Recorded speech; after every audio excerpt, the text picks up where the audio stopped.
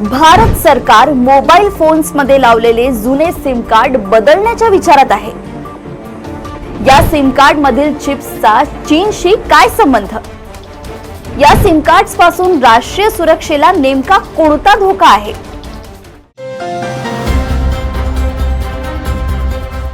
नमस्कार, देशनंदीमध्ये मी ऐश्वर्या शिंदे आपलं स्वागत करते।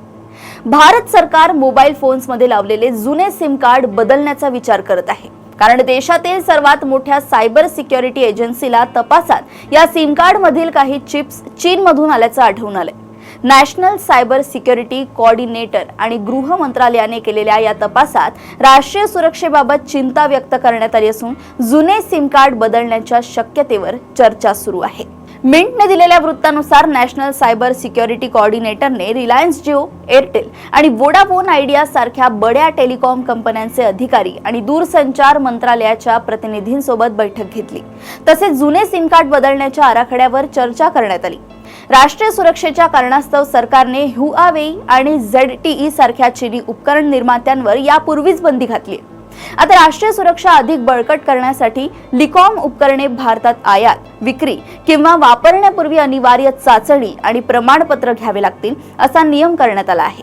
हा नियम सुनिश्चित करतो की दूरसंचार उपकरणे राष्ट्रीय आणि आंतरराष्ट्रीय सुरक्षा, कामगिरी आणि सुरक्षा मानकांचे पालन करतात। टेलिकॉम कंपन्या सहसा विश्वासू आणि प्रमाणित पुरवठा असलेल्या विक्रेत्यांना सिम कार्ड खरेदीचे काम देतात। हे विक्रेते व्हिएतनाम आणि तैवान सारख्या मान्यताप्राप्त ठिकाणांहून चिप्स मागवतात, मग ते देशात कार्ड एकत्र करतात, पॅक करतात आणि त्यावर सिरियल नंबर लावतात। यानंतर ते टेलिकॉम कंपन्यांना सिम कार्ड डिलिव्हरी करतात। काही विक्रेत्यांनी त्यांच्या विश्वासार्ह स्त्रोत प्रमाणपत्रांचा गैरवापर केल्याचं रिपोर्टमध्ये म्हटलेलं आहे। सुरुवातीला त्यांनी आपल्या सिम कार्डचे चिप्स अधिकृत पुरवठादारांकडून खरेदी केल्याचा दावा केला होता, परंतु काही चिप्स प्रत्यक्षात चीनमधून आल्याचं तपासात समोर आलंय।